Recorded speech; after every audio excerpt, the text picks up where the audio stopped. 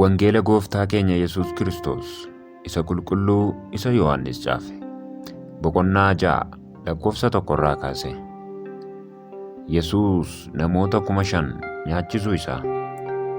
Kana booddee Yesuus bishaan ciisaa Galiilaa isa bishaan Xeebaariyaas jedhamu ce'e. Namoonni danuun warri dhukkubsatan fayyisuu isaatiin milikkita inni godhe waan arganiif isa duukaa bu'an. Yesuus gaafas bartoota isaa wajjin gara dirree gaara tokkootti ol ba'ee taa'e. Yeroo sana Faasikaan ayyaanni warra Yihuudootaa dhiyaatee ture. Yesuus achi taa'ee asii fi achi ilaalee namoonni danuun gara isaa akka dhufan arge. Kana irratti buddeena jarri kun nyaatan eessaa binnaa jedhee Filiiphoosiin gaafate. Kana immoo waan Filiiphoos jedhu ilaaluuf itti dubbate. Yesuus ofii isaatii waan gochuuf jedhe beeka ture'oo. Kana irratti Filiiphoos deebisee buddeenni meetii 200 iyyuu tokkoon isaanii xiqqoo illee waliin ga'u jedheen. Indiriiyaas obboleessi Simoon Phexros bartoota isaa keessaa tokko kan ture Yesuusitti dubbatee, gurbaan buddeena garbuu 5 fi qurxummii 2 qabu tokko jira. Garuu namoota baay'ee kanaaf kun maal godhaa jedhe. Yesuus immoo namoota teessisaa jedhee abboome. Achi marga baay'een jira ture. Namoonni akka 5,000 ta'anis marga sana irra ta'an. Kana booddee Yesuus buddeena sana fuudhee Waaqayyoof galata galchee warra ta'aniifis hire. Qurxummicha irraas akkasuma hamma isaan barbaadan hireef. Namoonni erga nyaatanii quufanii Yesuus waan tokko illee akka hin bannetti hurraa isaa hafee walitti qabaa jedhee bartoota isaatti hime. Hurraa buddeenaa garbuu 5 jarri nyaatan irraa hafes gundoo 12 guutuu walitti qaban. Hurraa buddeena garbuu 5 jarri nyaatan irraa hafes gundoo 12 guutuu walitti qaban. Namoonni sun milikkita Yesuus agarsiise kana yommuu argan, kun dhugumaan raajicha isa gara biyya lafaa dhufuuf jiru sanadha jedhan. Yesuus namoonni kun dhufanii humnaan isa qabanii mootii isa godhachuudhaaf abbaluutti akka isaan jiran hubatee kophaa isaa ammas gara gaaraatti jalaa sokke. Yesuus bishaan gubbaa adeemuu isaa. Yeroo galgalaa'es bartoonni isaa gara bishaan ciisaa sanaatti gadi bu'an. Bidiruu yaabbatanii gama Qifirnaahomitti ce'uuf ka'an. Erga dukkanaa'e immoo Yesuus ammallee gara isaanii hin dhufne iyyuu bidiruu yaabbatanii gama Qifirnaahomitti ce'uuf ka'an. Qilleensi jabaan qilleensofnaan bishaanichi raafame. Kiiloomeetira 5 hamma 6tti bidiruudhaan erga deemanii Yesuus bishaan gubbaa deemee gara bidirichaatti utuu dhiyaatuu arganii sodaatan. Yesuus garuu hin sodaatinaa, innoo anaa isaaniin jedhe. Isaan gara bidirichaatti isa fudhachuu barbaadan. Bidirichi garuu achumaan qarqara bishaanichaa iddootti adeemaa ture ga'e. Namoonni Yesuusin barbaaduu isaanii. Borumtaas namoonni bishaanicha gamatti hafan sun kaleessumtii bidiruun tokkichi duwwaan akka achi ture. Yesuus immoo bartoota isaa wajjin bidiricha akka hin yaabbatin bartoonni kophaa isaanii bidirichaan akka adeeman baran. Haa ta'u iyyuu malee bidiroonni kan biraa Xibeeriyaasii gara iddoo sanaa dhufaniiru. Iddoon sun immoo lafa itti gooftaan galata galche namoonni buddeena nyaatan sanatti dhiyoo ture. Namoonni sun Yesuus bartoonni isaas akka hin jirre baranii bidiroota yaabbatanii Yesuusin barbaacha gara Qifirnaahomitti ce'an. Yesuus buddeena jireenyaa ta'uu isaa. Yommus jarri Yesuusin bishaanicha gamatti argatanii, yaa barsiisaa, yoom as geessee ittiin jedhan. Yesuus immoo deebisee, dhuguman isinitti hima. Isin milikkita waan argitaniif utuu hin ta'in buddeena nyaattanii waan quuftaniif na barbaaddu. Nyaata baduuf hin dhama'inaa. Nyaata jireenya bara baraatiif argamuuf dhamaa malee Ilmi namaa inni Waaqayyo Abbaan mallattoo itti godhe nyaata kana isiniif kennuuf jira isaaniin jedhe. Isaan immoo egaa hojii Waaqayyoof akka dhamaanuuf maal gochuutu nuuf ta'a jedhanii isa gaafatan. Yesuusis deebisee, isa inni ergetti amanuu keessaniin hojii Waaqayyoo hin hojjettu jedheen. Kana irratti isaanis arginee akkasitti amannuuf milikkita maalii agarsiiftaa? Maalis hojjetta ree? Macaafni buddeena akka nyaataniif Waaqa irraa isaaniif kennee akkuma jedhu abaabiliin keenya lafa onaatti nyaata mannaa jedhamu nyaataniiru jedhaniin. Yesuus immoo deebisee, dhuguma dhuguman isiniin jedha, Museen buddeena Waaqa irraa isiniif hin kennine. Abbaan koo buddeena isa dhugaa Waaqa irraa isiniif in kenna.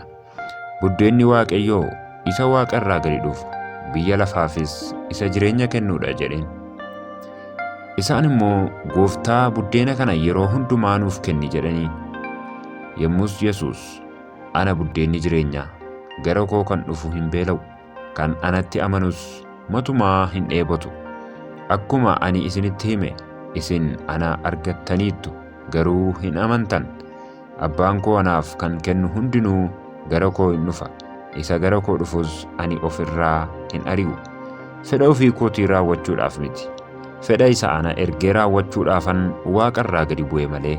Inni ana erge immoo warra inni anaaf kenne keessaa tokkollee akka ani balleessu hin fedhu. Guyyaa booddeetti du'aa akkan isaan baasuu fedha malee. Abbaan koo namni ana ilma isaa argu, kan anatti amanus hundinuu jireenya bara baraa akka qabaatu hin fedha. Anis immoo guyyaa booddeetti du'aa isa nan kaasa. Warri Yihuudootaa waan inni, ani buddeena isa Waaqa irraa gadi bu'eedha ofiin jedheef isa irratti hin guunguman. Isaan kun Yesuus ilma Yoosef isa abbaan isaa fi haati isaa beeknu miti? Amma attamitti Waaqa irraan gadi bu'e jedharee jedhan. Yesuus deebisee, walii keessanitti hin guunguminaa. Abbaan inni ana erge yoo isa harkisuudhaa baate homtinuu gara koo dhufuu hin danda'u. Isa gara koo dhufu immoo ani guyyaa isa dhumaatti du'aa nan kaasa. Macaafa raajotaa keessatti hundumti isaanii warra Waaqayyo isaan barsiise in ta'u jedhamee caafameera. Abbaa koo irraa kan dhaga'ee fi kan bare hundinuu immoo gara koo in dhufa. Kanaanis namni tokko illee abbaa argeera jechuu koo miti. Isa Waaqayyo biraa dhufe sana duwwaatu abbaa arge malee. Dhuguma dhuguman isinitti hima, namni amanu jireenya bara baraa qaba. Ana buddeenni jireenyaa. Abaabiliin keessan lafa onaatti nyaata mannaa jedhamu nyaatan, haa ta'u iyyuu malee in du'an. Buddeenni Waaqa irraa gadi bu'u garuu akkas miti. Namni isa nyaatu hin du'u. Ani buddeenicha jiraataa isa Waaqa irraa gadi bu'eedha. Eenyullee buddeena kanatti yoo nyaate bara baraan hin jiraata. Buddeenni ani biyya lafaatiif jireenya fiduudhaaf kennus foon kooti isaaniin jedhe. Kana irratti Yihuudoonni, namichi kun attamitti foon isaa akka nyaannuuf nuuf kennuu danda'aa jedhanii waliin morkatan. Yesuus immoo, dhuguma dhuguman isiniin jedha, isin foon ilma namaa yoo nyaachuudhaa baattan, dhiiga isaa yoo dhuguudhaa baattan, jireenya of keessaa hin qabdan. Eenyullee foon koo kan nyaatu, dhiiga koo kan dhugu jireenya bara baraa qaba. Anis guyyaa isa dhumaatti du'aa isa nan kaasa. Foon koo dhuguma nyaata, dhiigni koos dhuguma dhugaatiidha. Foon koo kan nyaatu, dhiiga koos kan dhugu ana keessan jiraata, anis isa keessa nan jiraadha. Abbaan inni jiraataan akka ana erge, ani immoo sababii abbaatiif akkuman jiraadhu, namni foon koo nyaatu immoo sababii kootiif hin jiraata. Isa kana buddeen inni Waaqa irraa gadi bu'e akka isa abaabiliin keessan nyaatanii booddee immoo du'anii miti. Buddeena kana kan nyaatu bara baraan in jiraata jedha. Yesuus Qifirnaahomitti yeroo barsiise mana sagadaa keessatti kana hundumaa dubbate. Dubbii jireenya bara baraa. Bartoota isaa keessaa baay'een kana dhaga'anii, kunoo jecha jabaadha, eenyutu isa dhaggeeffachuu danda'a jedhan. Yesuus immoo bartoonni isaa kana irratti guungumuu isaanii beekee, kun isin hin gufachiisaa? Ilmi namaa kun gara iddoo dur turetti utuu ol ba'uu yoo argitanoo attamire? Hafuurri in jiraachisa, foon homaa dhimma hin baasu.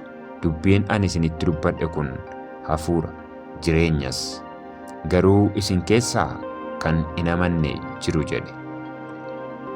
Yesuus jalqabaa jalqabee eenyufaa akka hin amanne, eenyus akka dabarsee isa kennuuf jiru beekeera. Yesuus kanaaf abbaa biraa yoo kennamuufiidhaa baate homtinuu gara koo dhufuu hin danda'u jedhee isinitti dubbadhe jedhe. Yeroo sanaa jalqabanii bartoonni isaa keessaa baay'een gara booddee deebi'an. ergasii isaa wajjin hin adeemne. Yesuus yommus warra 12 isin immoo adeemuu hin barbaadduyyuu jedhee gaafate. Simoon Phexros deebisee, si dhiifnee eenyu bira dhaqna ree? Gooftaa, dubbii waa'ee jireenya bara baraa nama barsiisu situ qaba'oo.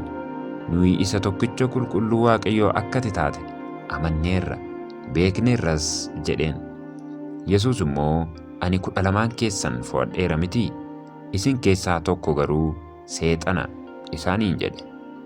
Kanas waa'ee Yihuudaa ilma Simoon nama biyya Kireyoot sanaaf dubbate. Innoo warruma 12 keessaa tokkotu dabarsee isa kennuudhaaf jira ture.